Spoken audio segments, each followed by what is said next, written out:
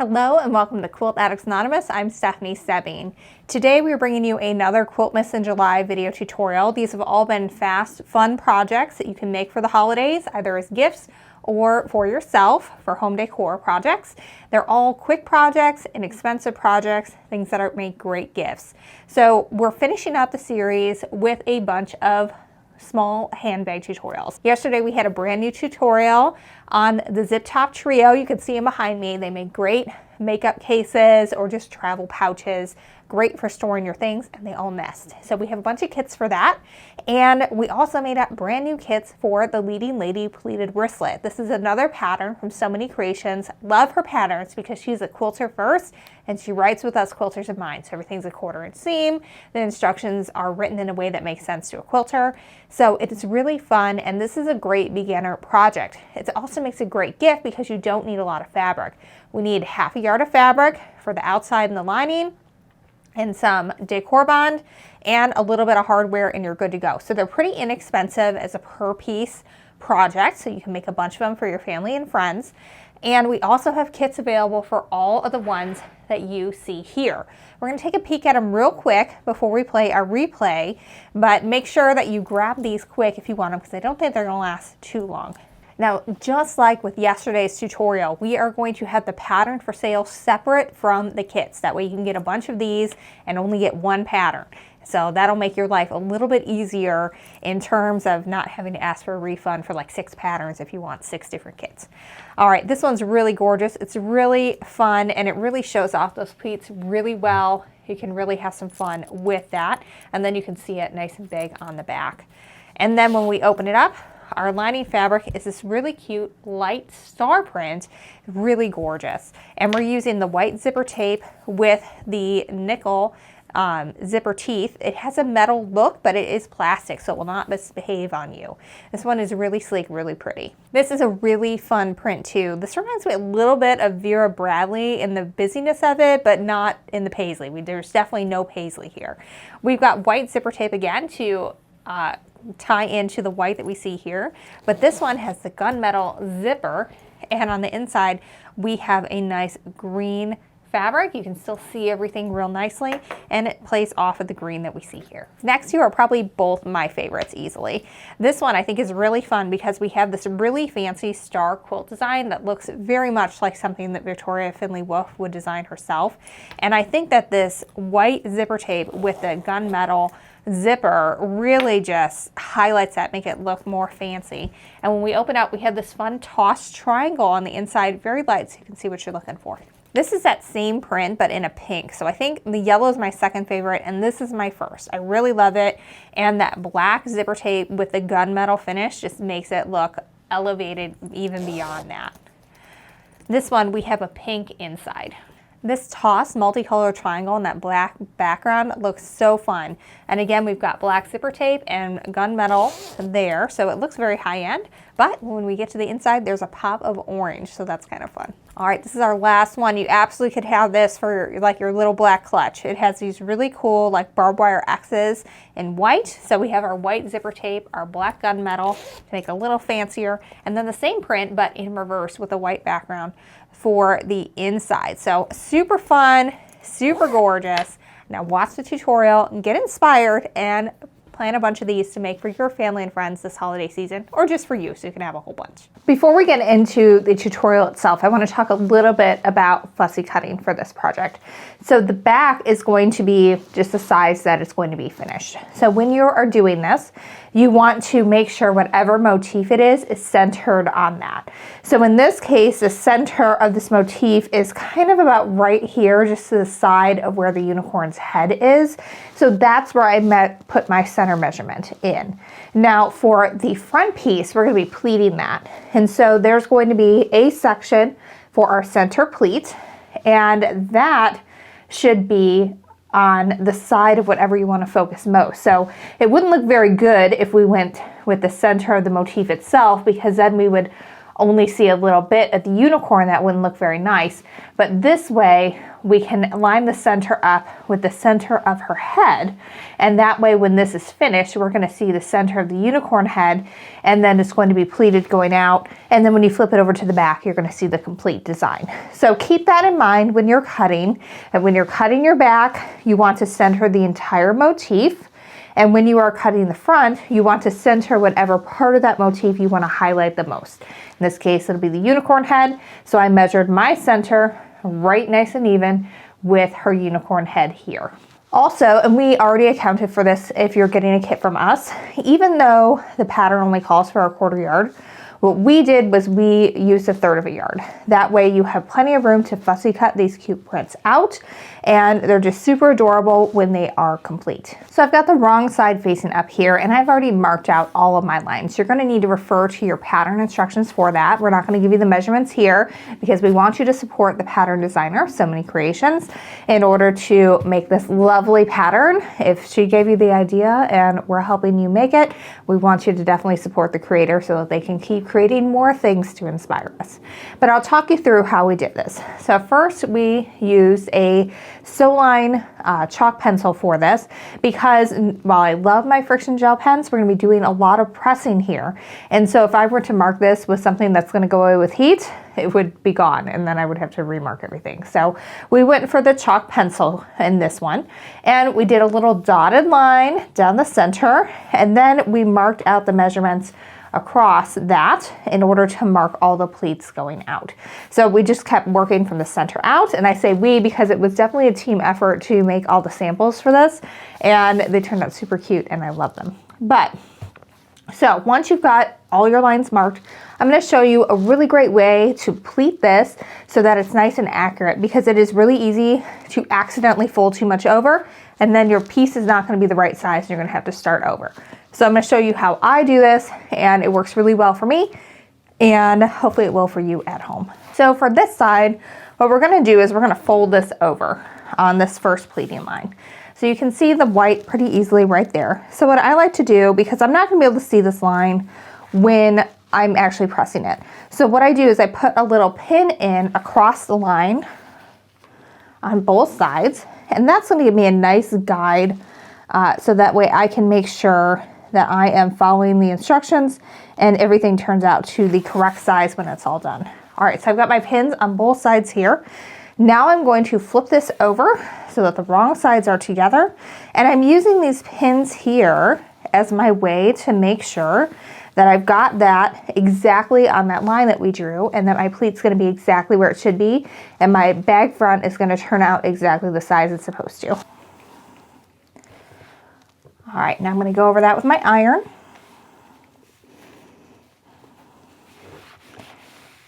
Now we're going to fold this back accordion style, and this time I can see the line I'm supposed to fold on. So I can see that nice white line there. So I'm just going to fold that over until that's just on the edge of the fold, and kind of finger press that down first, and then I'm going to hit that with the iron.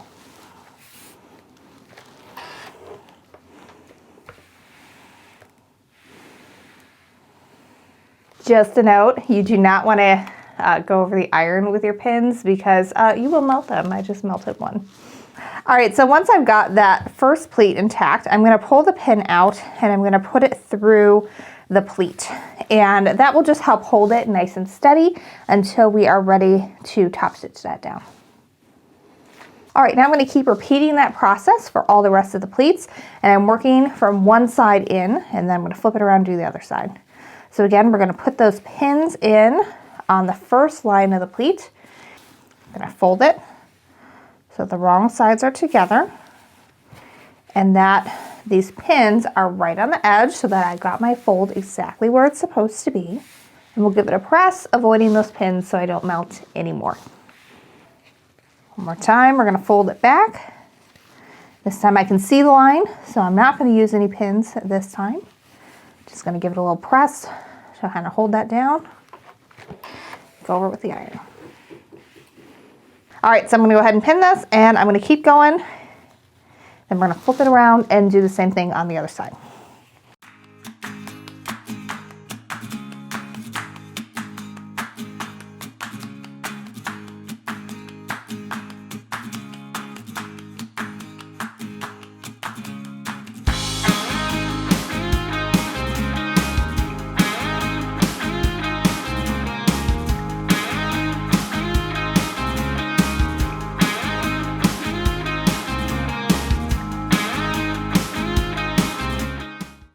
right, so I have all my pleating done and I pinned all my pleats together, and you can see that we have centered the nice little unicorn head and mane very nicely.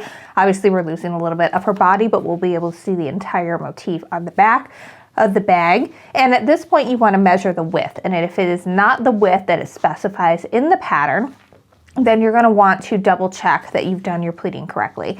As long as you have cut correctly, it will end up that measurement, and if it is any smaller, then you did something wrong with the pleating and you're going to want to try that again.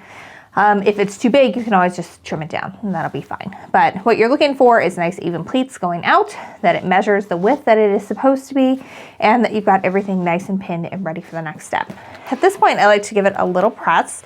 You can also use some spray starch at this point, because we're going to top stitch next. And that is going to help secure all these pleats in place so that they will stay looking nice and cute as you use it. I've done a couple of things to prepare my sewing machine for this. First of all, I've used a decorative thread that is pretty similar to the flower colors in here. So we have a nice little pop of color, so have fun choosing that. Also, I'm going to use a sewing machine foot that has a metal guide on it. This thing right here. What it does is you're able to just put your guide right up next to the pleat, and that will help you maintain a nice steady top stitching the entire time you go through. And I normally don't like this for regular piecing because I feel like that guide gets in the way of your pins, but for an application like this, it is fabulous. I also move my needle as far to the right as I can with this foot on, so that way my top stitching can be as close to the fold as possible. All right, so I've got that guide lined up with the edge of my pleat right here, and that's what I'm going to look at as I'm sewing. I'm not really going to look at where anything else is. I'm going to go ahead and pull this pin because we don't need it right now because it is underneath the presser foot. And I'm just going to start sewing, making sure that that guide stays in line with this folded pleat the entire way down.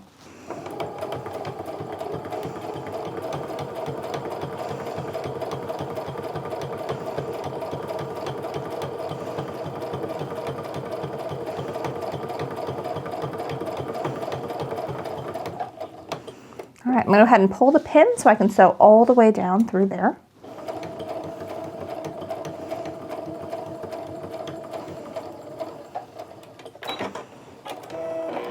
All right, I'm going to continue on sewing just to the side of the fold of all those pleats, and eventually, of course, we'll flip that around so we can sew down this side as well.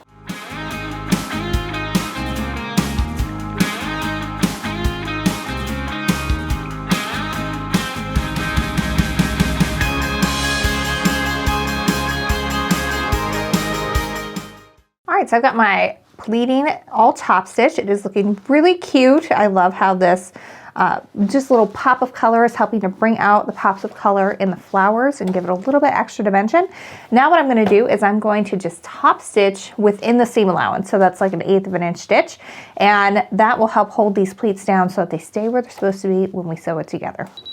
So I've moved my sewing needle as far to the right as it can possibly go, and with the edge of the bag in contact with the edge of my presser foot, I'm just stitching over those pleats, and that'll just help keep it nice and steady when we go to assemble the bag in a few minutes. It's nice to give everything a really good press at this point just to get it nice and flat. We really have been manipulating this fabric a lot. You can also use a little spray starch if you want, just to help stiffen it up a little more. But our next step is going to be to put interfacing on it, and that is really going to stiffen it. So it's up to you on that one. Now I'm going to take my interfacing and lay it with the shiny side up. That is the side that has the adhesive on it, and we want to adhere that to the back of our piece. And so I'm going to lay that with the wrong side facing that interfacing. Get that so it covers nicely. It should be the same size as long as you've cut your interfacing to the right size and you've gotten your pleats all correct. And then I'm going to go ahead and fuse this together.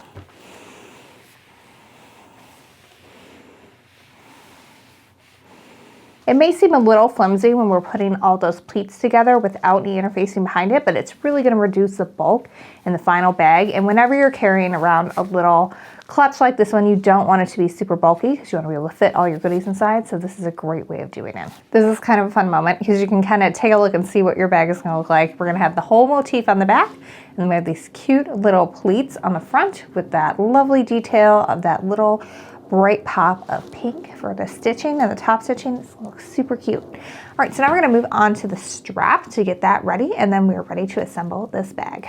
Just an FYI that cork works really well for this too, and so if you have a bunch of little pieces left over, this is a great opportunity to use that. You're just going to use half of the measurement of the width, not the length. So what I'm doing first is I am folding it in half, hot dog style, matching up those edges just like you would if you were making some quilt binding.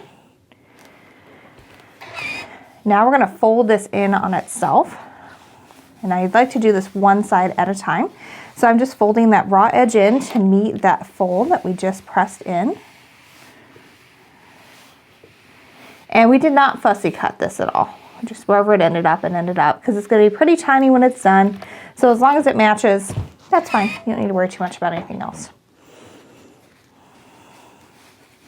All right, now for this side, what I like to do is fold it in and over at the same time. Takes a little bit longer to do it this way, but then you know that the edges of your strap are going to meet up nicely.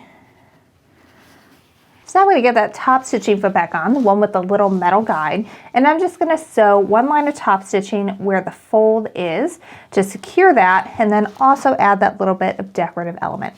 You could always go down the other side too, but I feel like with a strap this small, one is perfectly fine. All right, so I'm just keeping that folded edge even with that metal guide. This is not a speed contest. You want to go slow and steady so that you have nice even top stitching across the entire strap. So you're going to cut your strap into 2 pieces, and the measurement for that is in the pattern. It's by So Many Creations. It's available on our website, shop.quiltaddicts.com. It is called the Leading Lady Pleated Wristlet. All right, so we're going to use this first piece first, and what we're going to do, this little guy, making sure that the single fold side is up and the double fold side is down. We're just going to fold that in half, and we're going to attach it to our front of our bag, and there's a specific measurement for which to do that with.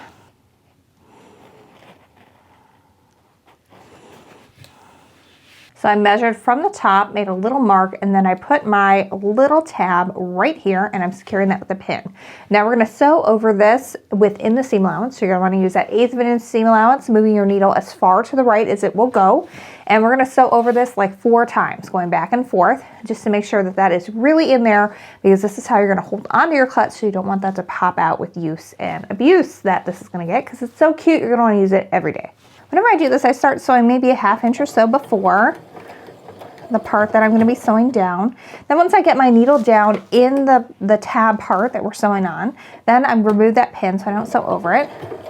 I'm going to sew all the way down and about a 1/2 inch past. All right, so my other machine let me sew backwards and forwards. This one is not behaving. So what I'm going to do is I'm going to go ahead and cut those threads, and I'm just going to sew down that a whole bunch of times, probably like 8 times from top to bottom, just to make sure that that is really well sewn down. Again, making sure that every single stitch line is within that seam allowance so that we don't see this when our bag is together.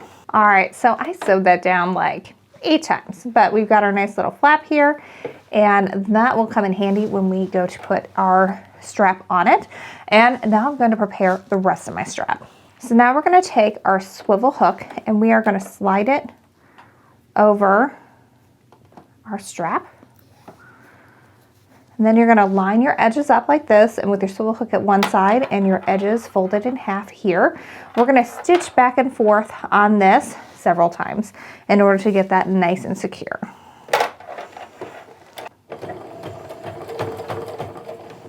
Since my machine is not backing up to sew, I'm just going to keep flipping it around and sewing back and forth about 8 times to get this really good and secure. I'm going to zoom in so you can see this, because when I first read through the instructions, I found it a little bit tricky. So what we're going to do first is we're going to turn this right sides out so that that raw edge is now on the inside. Then you're going to slide your swivel hook down and position it so that it is right on that seam allowance right there. And your hook is now facing out, so you may have to rotate it. I did. So now these raw edges are going to be tucked on the inside here. And what we're going to do is we're just going to backstitch, again, like 4 or 5 times across this, and that will secure this in place, and you will not see any of those raw edges, which will be fabulous. All right, so now we've got a cute little strap. There are no raw edges poking out, which is fabulous. And we can set this aside while we assemble the rest of our bag. All right, so you're gonna make a little mark just on the inside of the wrong side of your lining pieces. Again, that measurement is included in the pattern, which you can get on our website. And we're gonna get our pieces ready to go. So I'm gonna start with the front piece here. This is our side that has the pleats and the little tab. And what I'm going to do is I'm going to arrange it so that the zipper pull is going to be on the same side as a tab. That way when you're holding it with your wrist, you can just unzip it and it will be very ergonomical. But what I'm going to do first is unzip this past the point of the bag. That way the zipper pull does not get in the way of actually putting the zipper on, which is very nice. And what I want to do is arrange this so that my little tab of the zipper pull is at about the same spot as my little mark is going to be. So if I lay this down, I can see that my mark is going to be right here and that my zipper pull is right next to that. That way it'll look like it has ended all at one spot and it will look very professional when it is all said and done. Now I like to work one side at a time here.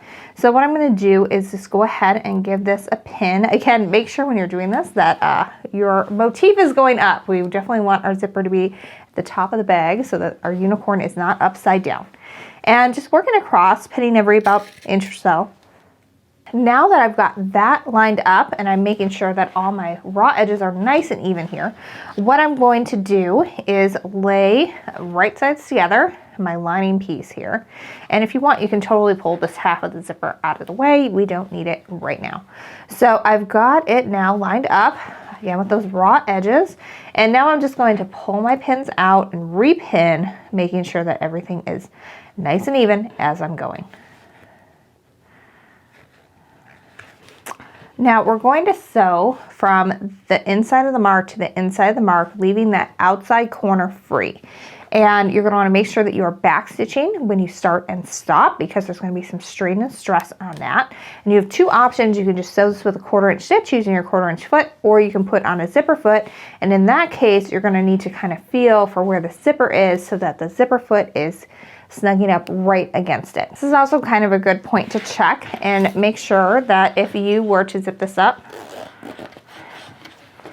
that the zipper pull, you can see it here, is facing the outside of your fabric. That means your zipper pull is going to be on the outside of your bag when you're all done and you are good to go. So it's definitely good to check that out before you start sewing. Otherwise, you're going to have to repeat this step and get a little extra practice.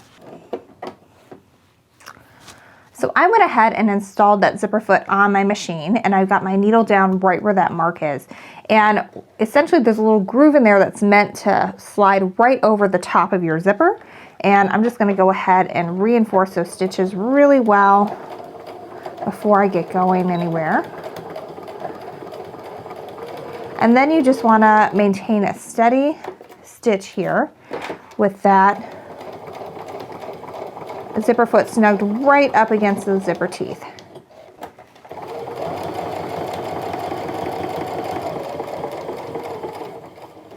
All right, I've reached my point where I've got my mark, so I'm going to go ahead and reinforce those stitches. Now this is probably the most important step of installing a zipper. You have to check at this point and make sure that you can still zip your zipper all the way down. So go ahead and unfold that. And if you can zip all the way, then you are okie dokie, you've done it correctly. So now we're going to take our bag and we are going to fold it so that is pressed away from that zipper. We're going to give it a nice little press here. Just kind of making sure that we're folded down neatly on both sides. And again, you can use little spray starch here if you want. You do not have to worry about melting your zipper teeth. They will stay put. All right, so now we're going to repeat this on the other side. So first I'm going to unzip that zipper again. I'm going past where I need to sew so that way that does not get in the way and we can get a nice straight line here. And again, we are going to lay our back side straight up like that. And with the zipper teeth down, so that way the zipper pull is down, we're gonna line this guy up. And I'm gonna use my lining piece to help place that zipper. I'm lining it up so that that metal part of the pull is just to the inside of the mark where we're supposed to stop sewing. That's where I line it up on the other side, so it should fit together very nicely on this side as well. And then working one side at a time, I'm gonna go ahead and first pin the zipper to my back piece, working my way down, and then I'm going to pull the pins again and put the back side lining on as well.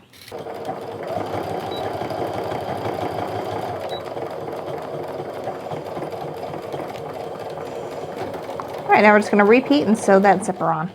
Now again, you wanna check to make sure that your zipper will in fact zip at this point. And it does. We are good. All right, so now it's time to start pinning our sides together. The first thing I'm gonna do is I'm gonna go ahead and pull this zipper, not so it's entirely closed, but so that I'm a couple inches in here. And that's going to be very helpful when it comes to sewing everything together. So now we're gonna unfold this, but you definitely wanna leave room in here for your hand so you can turn it the right side around. So we're gonna open this up so that our right sides are together of our bag. So we've got our outside pieces facing and our lining pieces facing. Now for this top side, all we're gonna do is we're just going to get everything nice and laid out together. So I'm gonna match up my corners, get those guys pinned together first. I'll add just a couple more pins going across there. All right, now these corners, got a trick to them. So what we're gonna do here, we're gonna take that part that we left open and we're gonna fold it down just like this. And we're gonna do the same thing on the other side. Now the zipper should be facing toward the lining, so do not worry about that at this point. We're just gonna fold down those corners. Try to keep your edges nice and even. And then I'm going to give those a little pin. It's a little thick at this point. Just be careful as you're pinning. And then I'm going to give just one little pin on the side.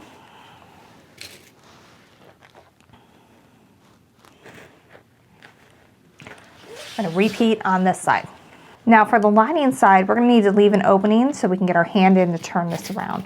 So what I like to do is first pin my corners and then come in just a couple inches from each side and put a little pin in, and that's going to be my visual guide that it's time to stop and reinforce those stitches so I can leave an opening to get my hand in. Now this is where it gets a little tricky, and binding clips are a little bit more useful than pins because it is a little thick at this point. So when we fold this back, we're going to also fold back the zipper along with it just to give it a little bit more of a finished edge, look a little bit more professional. So I've got both of these corners turned back, just on a 45-degree angle. And then I'm just gonna take my clip and I'm gonna pin that to hold that together because it's gonna be really hard to get a pin through that because it's pretty stiff at that point with all the interfacing in the zipper. And then we're going to just put another little pin in here and repeat on the other side. When we sew this, we're gonna start right up here. We're gonna reinforce our stitches. We're gonna work all the way around, making sure that this zipper lining is going to the back side to the lining and that we've got everything pinned coming this way. So basically our lining is going towards the lining and the zipper along with it, and the top part is going toward the top part. And then we're going to stitch all the way around and we're going to stop here, again reinforcing our stitches so we can get our hand in to turn that in a minute. Now I am back to using a 1/4 inch stitch at this point. So get everything nice and secure there. Go ahead and stitch to my corner, stop about a 1/4 inch away, turn the work. This part you can go a little faster.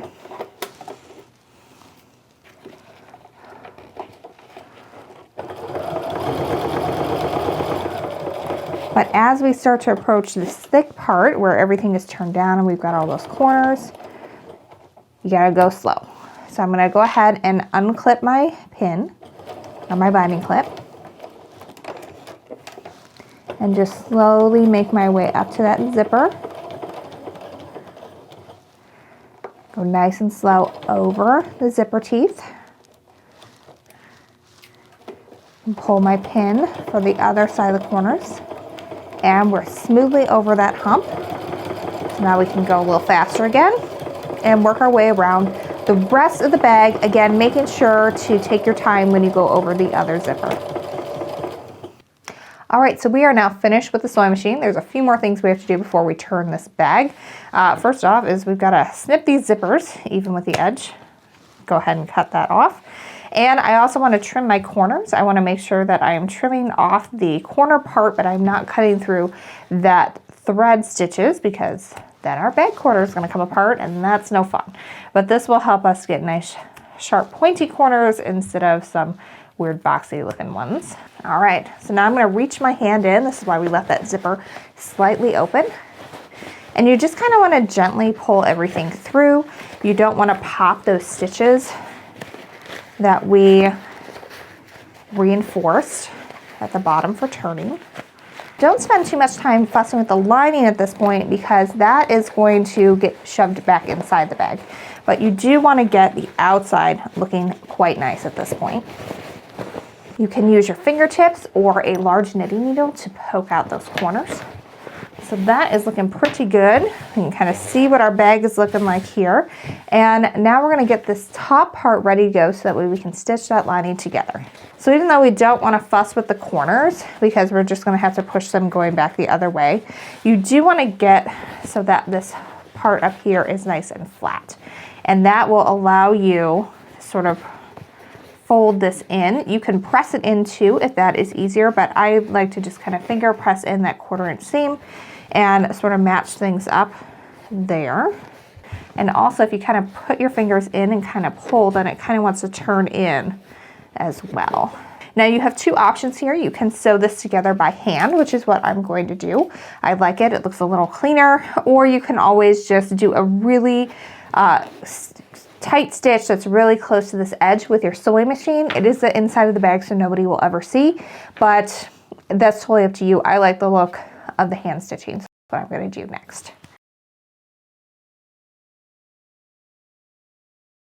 All right, so I finished sewing up that lining and I added my handle and turned everything right side out, gave it a press, and we are all done. This is a really fast project. You can easily do it entirely start to finish in an afternoon, so they'll make great gifts, and they're just super cute. I mean, look at that. We've got our little unicorn in the center, and even though she's pleated in, you can still kind of see the rest of her body, so she looks complete. If we turn it over, we can see the entire motif over there. And then when we open it up, we get a nice little pop of color on the inside, as well as with this top stitching. It's just super cute, super adorable, super giftable. Again, this is the Leading Lady Pleated Wristlet, and they're super fun to make, super fast, and all your friends are gonna want them.